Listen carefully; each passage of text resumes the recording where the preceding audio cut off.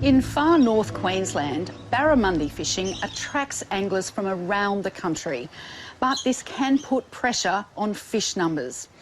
The remote town of Karumba has found a way to increase the fish populations for commercial fishers and keep the tourists coming in. Helena Bachkowski took a boat ride down the Norman River to see how it's done.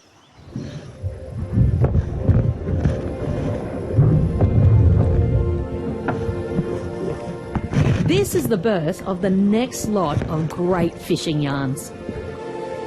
These Barramundi fingerlings are on a journey to make sure there's plenty of them in the river systems of Queensland's remote Gulf of Carpentaria. Emerson Sheeran and Paul Gofton head up the restocking program from Karumba, a small town 9 hours west of Cairns. The area is all about fishing, and that's what draws tourists from all over Australia.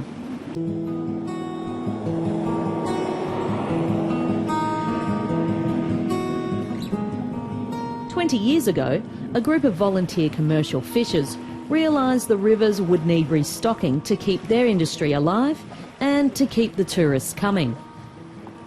It started in the first place because the barramundi is such a sought after recreational fishing, and also on the commercial side it's a very good fish for catching. It's also a good fillet for eating, so the commercial fishermen decided to start it up and just continue with it so that it doesn't get overfished.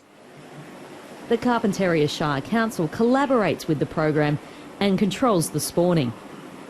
The restocking group had the original idea and they ran it for a good 20 years. But as it is with all volunteer organisations, you run out of volunteers, out of money, and eventually the council took over. Tell me about the restocking program. What we do is we breed the barramundi and we grow them to about fingerling size, 2.5 centimetres, and then we release them into 5 different points.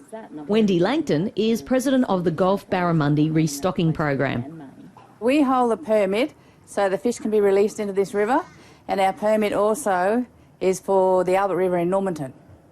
So what's the history of restocking in this area?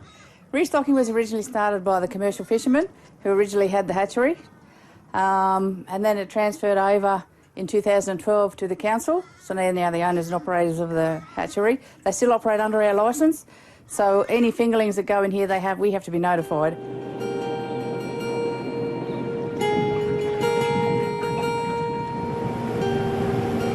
It's an entertaining but bumpy 3-hour boat ride from Karumba to Normanton, where the latest stock of barramundi are to be released. The fingerlings don't seem to mind the trip.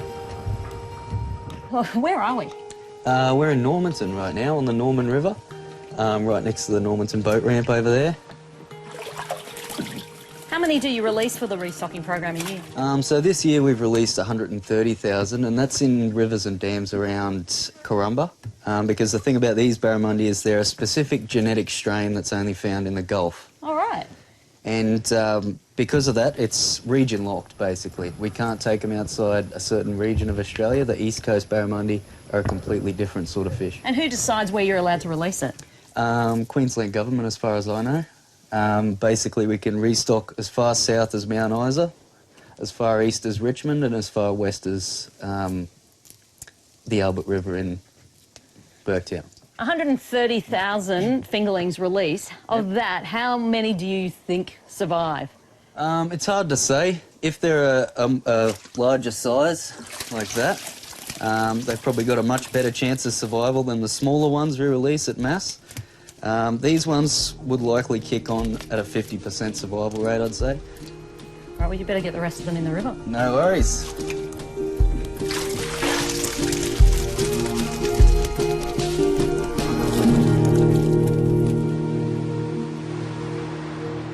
The Barramundi Centre isn't just about spawning and restocking.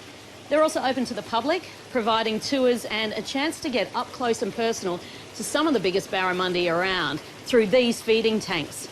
In here is a fish that's over 1 metre long and 20 years old. Her name's Flossie. Let's see if we can find her. As you can see, they're pretty healthy, happy and snappy.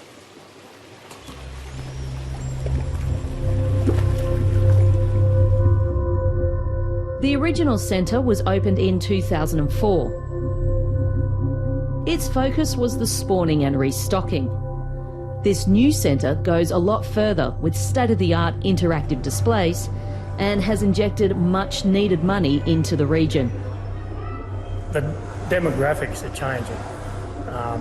The days of coming up here and catching your quota of fish and then going home, that's sort of not tourism anymore.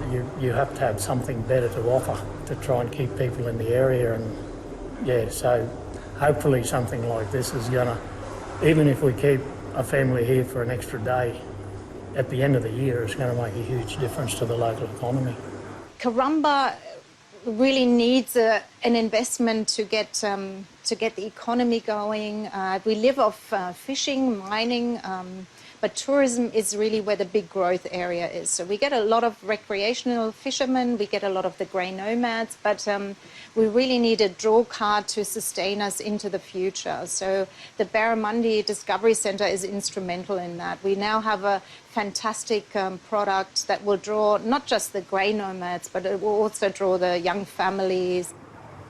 It's not only good for tourists. For locals, it means jobs from the construction and running of the centre, plus hosting tour groups and operating the cafe. And yeah, it created a heap of local employment. A lot of the people that were involved in the building of it are still in town today, which wouldn't have been here if it hadn't have been for this centre being built. Yeah. Mayor of Carpentaria Shire Council for welcoming Queensland's Governor Paul de Jersey opened the Barramundi Discovery Centre in April. Then he also had a go at feeding Flossie. For the volunteer group that started it all, the centre is a winner. It's absolutely fantastic. It is world class. How important is tourism to this area? Very, very. Without tourism, I suppose the locals will survive, but I mean the businesses really need the tourists to keep it up. Is it one of the major industries? Definitely, other than fishing. Tourists come to fish. For many, fishing is a happy place.